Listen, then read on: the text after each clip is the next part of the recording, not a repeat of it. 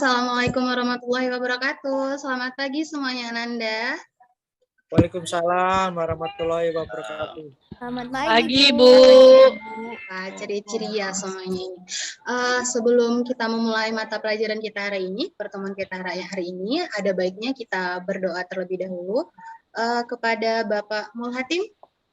Kepada Mulhatim, mungkin bisa memimpin doa untuk hari ini.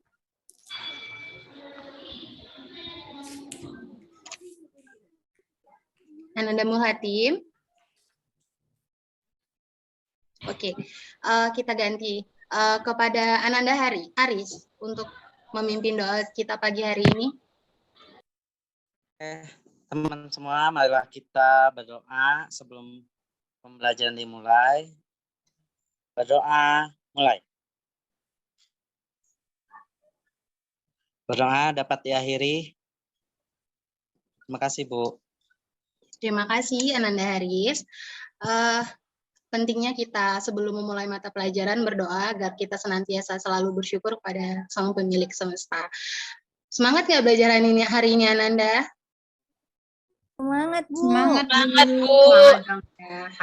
Harus selalu spirit, harus selalu semangat. Kenapa? Karena dari semangat itu merupakan awal dari langkah awal kita untuk berusaha bersemangat untuk meraih mimpi. Semuanya punya mimpi nggak ya? Punya, Bu. Punya, Bu. Tadi malam juga mimpi, Bu.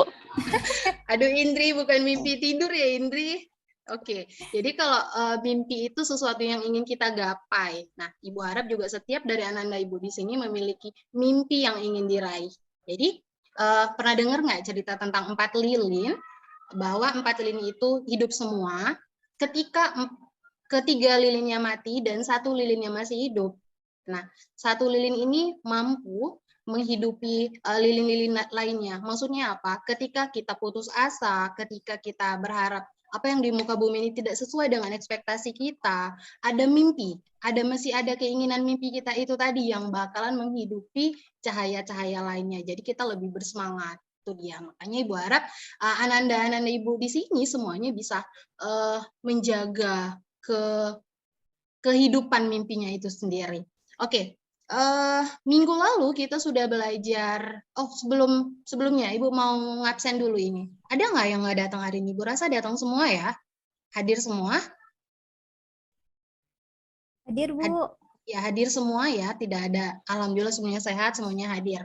Oke. Minggu lalu kita udah ngebahas di pertemuan sebelumnya kita membahas mengenai APBD dan APBN. Coba. Ada nggak yang bisa mengulas materi kita sebelumnya? APBN itu apa sih? Saya, Bu. Oke. Siapa itu? Saya, Bu. Oke. Coba Ananda. Siapa? Saya, Bu. Tunggu ya, Bu. Seri, Bu. Seri. Oh, ya, Bu, Sri Ananda Sri. Oke, Ananda Sri. Coba APBN itu apa, Ananda Sri? Anggaran pendapatan dan belanja negara, Bu. Iya, anggaran pendapatan dan belanja negara. Nah, dan hari ini kita bakalan masih membahas yang masih berkaitan dengan si APBN itu tadi, yaitu mengenai perpajakan. Oke, nah, adapun kompetensi yang mau dicapai adalah siswa mampu menganalisis perpajakan dalam pembangunan. Sebelumnya, izinkan Ibu share screen dulu ya. Oke.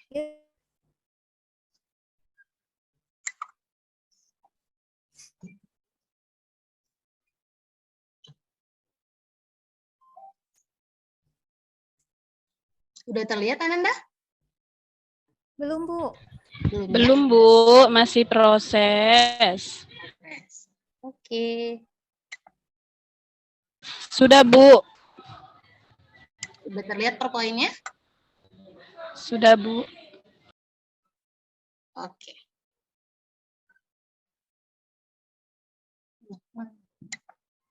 Kok malah di ibunya yang hilang?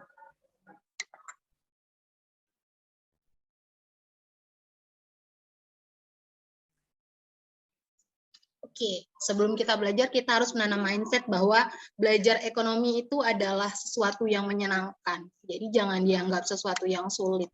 Harus happy belajarnya. Oke, hari ini kita belajar mengenai perpajakan.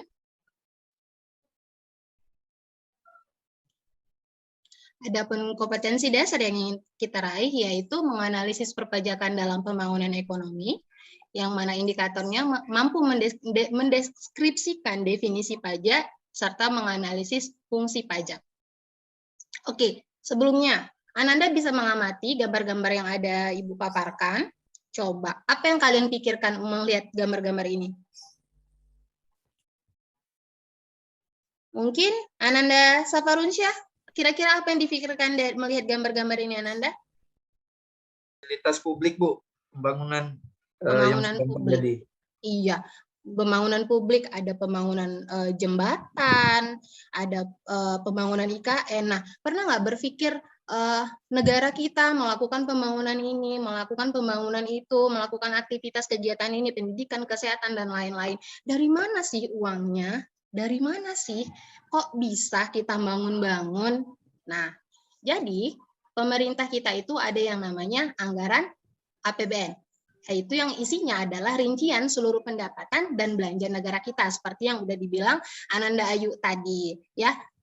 Nah, salah satu dari strukturnya yaitu pendapatan, segi pendapatan dan segi belanja. Nah, apa aja sih pendapatannya?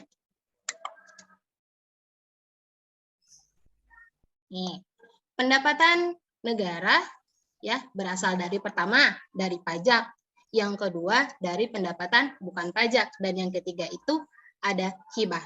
Kok bisa pajak jadi sumber terbesar? Nah, supaya lebih paham, yuk kita tonton video ini. Diperhatikan ya, Nanda.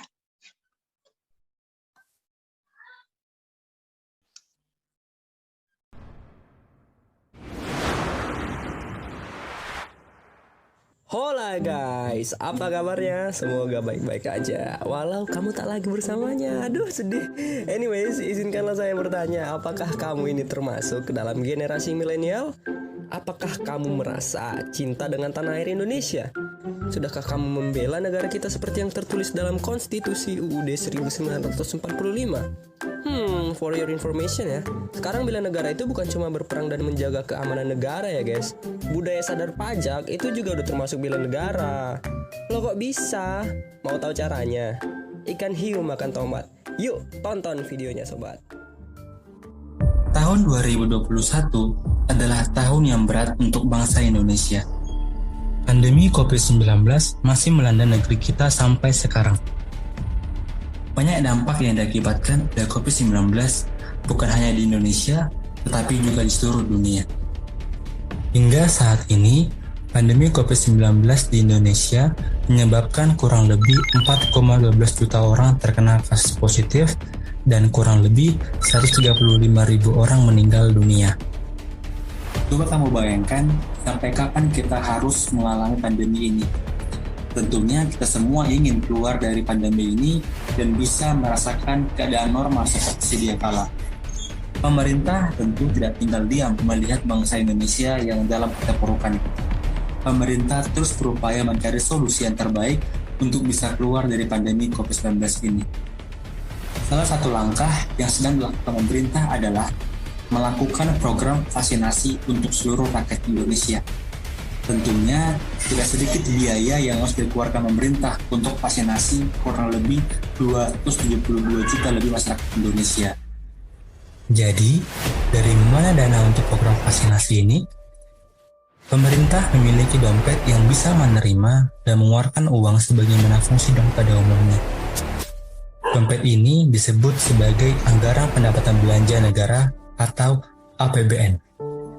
Di dalam Anggaran Pendapatan Belanja Negara, terdapat dua istilah. Yang pertama adalah pendapatan negara dan belanja negara. Pendapatan negara adalah uang masuk ke dompet pemerintah, sedangkan belanja negara adalah uang keluar dari dompet pemerintah. Lantas, dari manakah pendapatan negara kita? Sumber pendapatan negara terdiri dari pendapatan berupa kepabeanan dan cukai, penerimaan pajak, penerimaan negara bukan pajak, serta dana hibah. Dapat dilihat dari grafik yang tertera penerimaan pajak memiliki jumlah yang terbesar dibandingkan dengan 3 sumber pendapatan negara yang lain. Jumlah penerimaan pajak senilai 1,22 triliun rupiah mencapai angka 70% dari sumber pendapatan negara. Dalam hal ini, kita dapat mengumpamakan pajak sebagai tulang punggung untuk pembangunan negara. Kalau dalam keluarga, umumnya pencari nafkah utama di keluarga adalah suami. Namun, tak jarang situasi menempatkan istri atau anak menjadi pencari nafkah utama keluarga. Nah, apabila tidak ada tulang punggung yang memproteksi keluarga, maka akan terjadi risiko keluarga yang terbengkalai. Nah, apakah masih mau kalau tulang punggung negara ini sampai mengalami nyeri otot karena orang-orangnya tidak mau membayar pajak? Buat yang penasaran, untuk apa saja sebenarnya pendapatan negara yang berasal dari pajak ini digunakan, akan kami bahas lebih lanjut. Kemanakah tiap 1 juta uang pajak yang kita salurkan? Nah, dalam 1 juta rupiah pajak yang diterima oleh negara, akan disalurkan kembali ke berbagai sektor, seperti sektor pendidikan, kesehatan, perlindungan sosial, transfer ke daerah, pelayanan umum, dan masih banyak lagi. Namun faktanya, mencapai target penerimaan pajak itu tidaklah mudah. Lihatlah, realisasi penerimaan pajak dari tahun ke tahun tidak mencapai target yang sudah ditentukan. Mengapa hal ini bisa terjadi? Selain karena dampak pandemi, faktor lain yang juga mempengaruhi kegagalan mencapai target penerimaan pajak adalah masih terdapat warga negara Indonesia yang kurang memiliki kesadaran sehingga tidak patuh dalam melaporkan dan membayar pajaknya. Nah, ini saatnya kamu sebagai generasi milenial saat ini, yang mana merupakan calon generasi emas. Pada tahun 2045 atau sekitar 20-25 tahun lagi, kalian akan berada di usia produktif dan diproyeksikan mendominasi sekitar 60% dari proyeksi jumlah penduduk nanti. Bayangkan jika 60% generasi emas tersebut membayar pajak. Wow, APBN kita akan meningkat berlipat-lipat. Pembangunan negara akan melesat, fasilitas yang kita rasakan akan sangat banyak. Maka, impian kita untuk menjadi negara yang maju tidaklah sebatas angan. Sekarang, kamu sudah sadar kan pentingnya pajak itu? Yuk, kenalan dulu. Pajak itu apa sih? Apa sih itu pajak? Pajak ialah kontribusi wajib kepada negara yang bersifat memaksa dan digunakan untuk keperluan negara bagi kemakmuran rakyat yang hasilnya tidak dapat dirasakan secara langsung. Fungsi pajak ada 4. Yang pertama, budgeter yang berfungsi sebagai sumber pendapatan negara. Yang kedua, reguleren untuk mengatur pertumbuhan ekonomi. Yang ketiga, stabilitas untuk menjaga stabilitas harga. Yang keempat, redistribusi untuk membiayai semua kepentingan umum. Lantas, apa yang seharusnya kita lakukan sebagai wujud bela negara dalam bidang perpajakan? Kita terlebih dahulu mendaftarkan NPWP. Apabila sudah memiliki penghasilan, dalam artian menjalankan usaha atau melakukan pekerjaan bebas, Anda wajib segera mendaftarkan NPWP paling lambat 1 bulan setelah saat usaha atau pekerjaan bebas secara nyata mulai dilakukan. Namun, bila Anda sudah berusia 18 tahun, tetapi belum berpenghasilan, Anda dapat memilih untuk mendaftar atau tidak. Pendaftaran NPWP sekarang dapat dilakukan secara online melalui e-rek. Jika Anda mengalami kesulitan dalam mendaftar, Anda dapat melihat tutorial melalui kanal YouTube Ditjen Pajak. Syarat-syarat permohonan pendaftaran NPWP dapat dilihat di Peraturan Ditjen Pajak Nomor Per4/PJ/2020. Setelah mendaftar, bagaimana sih cara kita agar mendapatkan NPWP elektronik? Langkah pertama yaitu login pada website www.pajak.go.id. Yang kedua, kita lakukan klik pada tab informasi yang memuat preview NPWP elektronik. Dan selanjutnya kita klik tombol kirim email. Yang terakhir kita cek inbox email untuk melihat dan mengunduh NPWP elektronik Anda. Setelah NPWP terdaftar, kita memiliki kewajiban untuk menghitung dan membayar pajak. Pertama yang kita lakukan dalam melakukan kewajiban perpajakan ialah menghitung besarnya pajak terutang. Pajak terhutang dapat berupa PPAP 0 pasal 4 ayat 2, pasal 21, 22, 23, 25, 26, dan lain sebagainya. Langkah kedua yaitu membuat kode billing. Kita dapat membuatnya melalui e-billing atau layanan billing DJP atau aplikasi M-Pajak yang dapat diunduh melalui Play Store dan App Store, dan lain sebagainya. Setelah kita membuat kode billing, langkah ketiga sekaligus terakhir yang harus kita lakukan ialah membayar pajak yang terhutang. Pembayaran atau penyetoran dapat dilakukan melalui petugas teller bank dan kantor pos, mini ATM, internet atau mobile banking, dan ATM. Setelah kewajiban menghitung dan menyetor pajak yang terhutang terpenuhi, kita memiliki kewajiban melaporkan SPT. SPT dapat berupa SPT massa dan SPT tahunan. Batas akhir pelaporan SPT massa berdasarkan undang-undang di bidang perpajakan. Batas akhir pelaporan SPT tahunan untuk orang pribadi yakni 3 bulan setelah akhir tahun pajak. Sedangkan untuk badan usaha yakni 4 bulan setelah akhir tahun pajak. Nah, sekarang sudah kenal dan paham akan pentingnya pajak nih. Seperti kata pepatah, tak kenal maka tak sayang. Sudah kenal, jangan di-ghosting ya. Ayo, wujudkan masa depan Indonesia yang gemilang dengan bela negara melalui budaya sadar pajak. Terima kasih sudah menonton video ini. Yuk, share pengetahuan kamu kepada yang lain, agar generasi milenial yang jadi generasi emas sadar pajak enggak cuma kamu aja. Ikan hiu makan ikan hiu. Love you and see you. Kami KKM Pajak 40, and until next time, stay classy.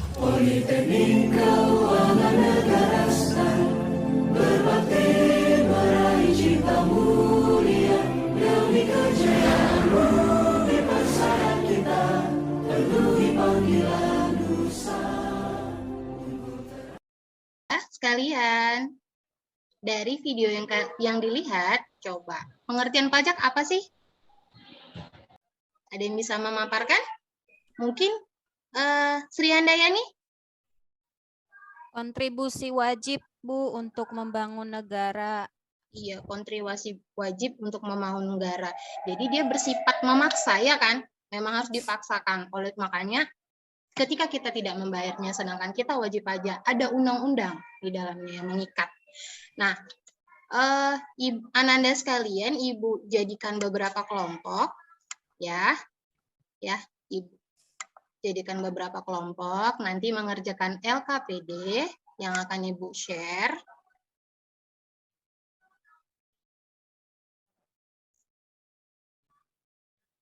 Nah, Ananda sekalian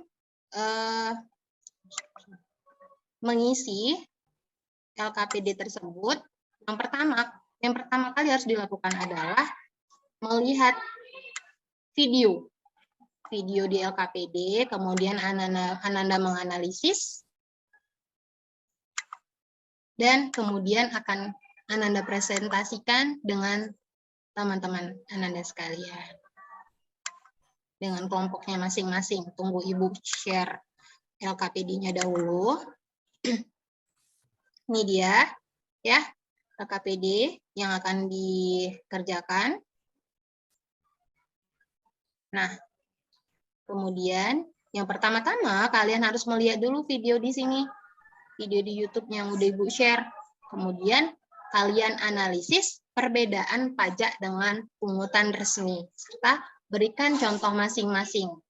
Untuk yang kedua, yaitu pembangunan jalan raya, jembatan digunakan masyarakat ramai, serta pembangunan sarana sosial di lingkungan masyarakat berasal dari pajak yang digunakan oleh pemerintah, yang dimana memiliki beberapa fungsi. Nah, dalam pembangunan jalan raya ini termasuk peran fungsi yang mana, konteks mana?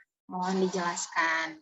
Ya, Ananda sekalian bisa berdiskusi dengan teman-temannya untuk melaksanakan atau mengerjakan lembar LKPD ini. Baik.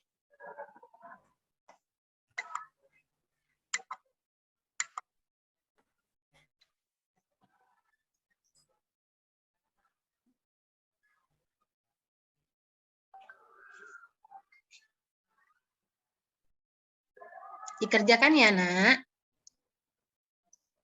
Baik, Bu.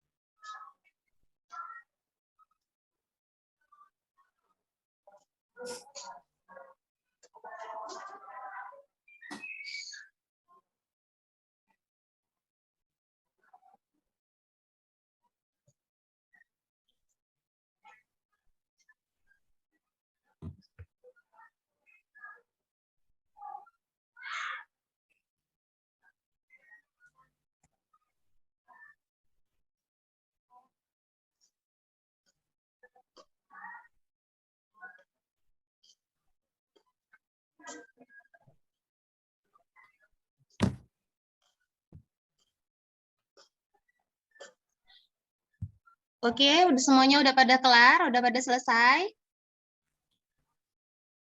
Sudah, Bu. Sudah ya. Coba, berarti saatnya kita hari ini adalah saat ini adalah mempresentasikan hasil diskusi yang udah kalian kerjakan dengan teman-teman kalian. Saya minta kelompok Y ini ada?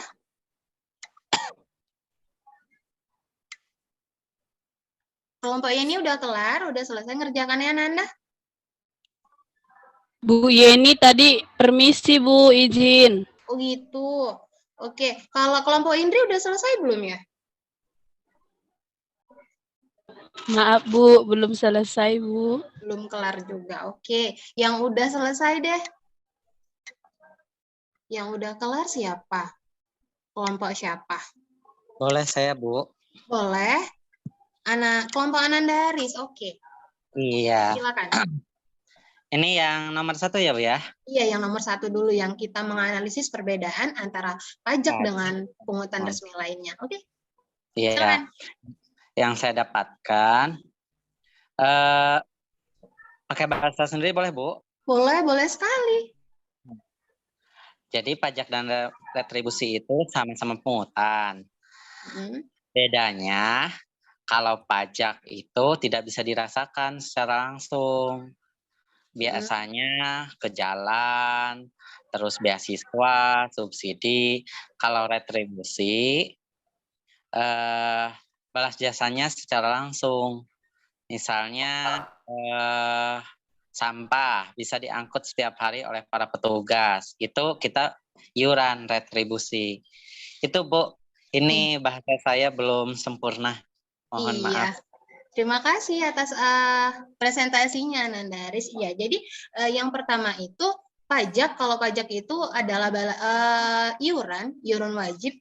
Keduanya ini sama-sama wajib ya, retribusi pun juga wajib, pajak juga wajib. Nah, jadi kalau pajak itu balasan jasanya tidak bisa kita rasakan secara langsung. Tapi ketika kita membayarkannya kepada pemerintah, dan balasan jasanya secara tidak langsung kita rasakan. Seperti apa? Kita gunakan jalan, terus kemudian kita gunakan jembatan, kita merasakan pendidikan dan fasilitasnya, dan lain-lainnya. Secara tidak langsung kita merasakannya. Tetapi kalau misalnya retribusi, ketika kita membayarkannya kepada pihak tertentu, di pihak tertentu itu juga kita mendapatkan manfaatnya. Jadi kita rasakan secara langsung.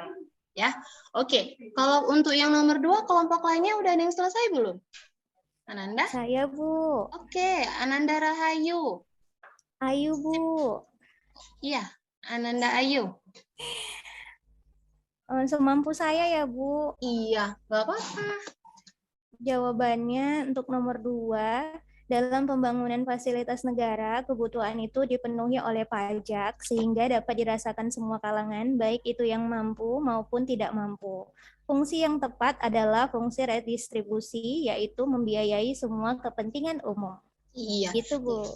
Iya, terima kasih Ananda Ayu. Oke, Kembali, Bu. benar kali, good job jawabannya. Jadi berdasarkan pembangunan jembatan, jalan, dan lain-lainnya itu merupakan salah satu fungsi pajak, yaitu fungsi retribusi, di mana dia membiayai seluruh fasilitas-fasilitas yang ada.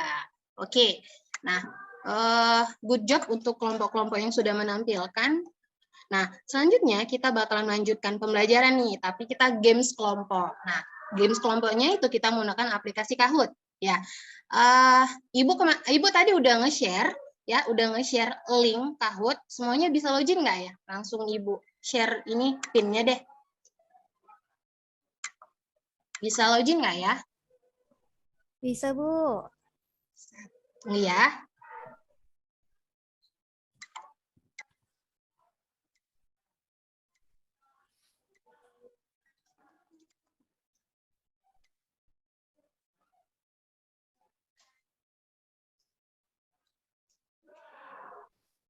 Oke, Ananda yang udah terbuka Kahoot-nya di kahoot.id? Sudah, Bu. Sudah. Oke, kalau sudah bisa join langsung, di mana PIN-nya itu 5132459. 5132459 ya, Bu ya. Iya.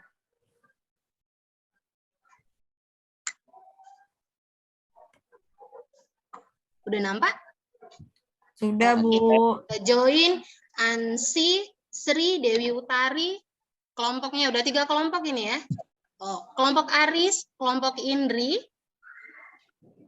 kelompok Yudi. Nah, oke, sekarang kita mulai. Kita mulai gamenya. Oke, kita mulai gamenya ya. Ananda langsung. Bu, kok deg-degan, Bu? Ayo, ini selain benar juga harus cepat loh. Harus cepat. Oke, let's start. Kita mulai ya. Untuk soalnya bisa lihat di layar yang Ibu share ya.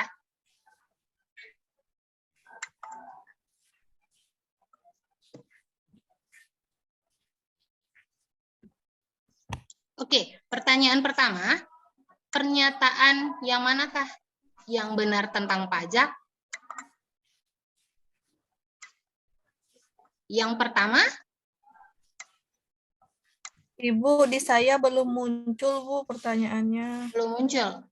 Pertanyaannya, pernyataan yang benar yang manakah tentang pajak? Yang kartu merah itu iuran yang wajib sesuai undang-undang dan tidak mendapat balasan jasa langsung. Kartu biru, iuran yang wajib dibayar akan memperoleh balas jasa secara langsung. Aduh, Ya, waktunya habis, Bu. time Sama, out. Bu Indri. Time out. Kirain nggak ada waktunya, Bu. Ada waktunya, sayang. Aduh, Oke, Ibu kita nggak kasih lanjut. tahu, Bu. Oh iya, sorry. Kita ulang, kita masuk yang nomor 2 ya. Oke? Iya, Bu. Oke, Bu. Cepet nih, Maaf ya, cepet Bu. nih. Oke, it's okay. Ada hadiahnya kan, Bu? Kita kasih poin. Oh Ya iya, iya. kan? Kita kasih poin deh. Nanti nilai ekonominya nambah 0,000005. Banyak Ibu kasih. Oke, next number 2. Wah. Dimenangkan oleh Dewi Utari untuk nomor ini dengan poin skor 716 diikuti siapa ini? Yudi ya. Yudi. Yudi, Lulu mana dia? Yudi. Yudi dengan skor 644. Next ya, kita nomor 2. Harus cepat ini. Iya, harus cepat Indri. Iya, Bu Indri. Semangat. Pajak progresif diterapkan dalam pajak penghasilan. Benar atau salah? Kalau misalnya benar, klik biru. Kalau misalnya salah, klik merah. Tarif pajak progresif ditetapkan dalam pajak penghasilan. Tarif yang meningkat. Yuk. Benar, Bu. Langsung dijawab di tempat ya. Yang penting tadi Dewi Utari ya, udah ini dapatkan nilai tertinggi. Mungkin ibu anak-anak ibu yang lainnya next time kita ketika main quiz lebih semangat, lebih cepat menjawabnya, ya. Oke. Nah, untuk kegiatan Selamat Dewi. Selamat ya kepada Ananda Dewi. Nanti nilainya Ibu tambah, kasih poin ya Ananda Dewi. Pertahankan apa yang sudah baik. Oke. Nah, untuk pembelajaran kita hari ini, ada yang bisa menyimpulkan? Apa itu pajak? Apa-apa saja fungsi pajak? Ada yang bisa menyimpulkan, Nak? Saya, Bu. Oke. Untuk Ansi? Iya, Bu. Jadi pajak itu kontribusi wajib pada negara yang bersifatnya memaksa, Bu. Nah, digunakan untuk kepentingan rakyat dan hasilnya tidak dirasakan secara langsung seperti itu, Bu. Oke, good job, Ansi. Nah, adapun fungsi pajaknya itu ada budgeting, regulasi, stabilitasi, sama apa ya satunya tadi, Bu? Redistribusi. Iya, Bu, benar. Ya, nah, itu, Bu. Oke. Nah, jadi itu dia kesimpulan dari pembelajaran kita hari ini ya tentang pajak. Kita udah belajar pajaknya, apa itu pajak ya, terus kemudian bagaimana fungsinya, serta perbedaan-perbedaannya dengan pungutan resmi lainnya. Nah, di pertemuan selanjutnya nanti Minggu depan kita bakalan membahas mengenai pajak penghasilan. Nah, dan kita bakalan belajar gimana sih itu pajak penghasilan, kayak mana cara perhitungannya, dan siapa-siapa aja subjek dan objek pajaknya. Oke, mungkin Ibu akhiri pertemuan kita hari ini. Tetap semangat Ananda, tetap spirit. Semangat, Bu. Iya. Ibu akhiri dengan Assalamualaikum warahmatullahi wabarakatuh. Waalaikumsalam warahmatullahi wabarakatuh. Sudah selesai, Pak. Baik, Bu Fitria. Aduh, Selamat malu. waktunya.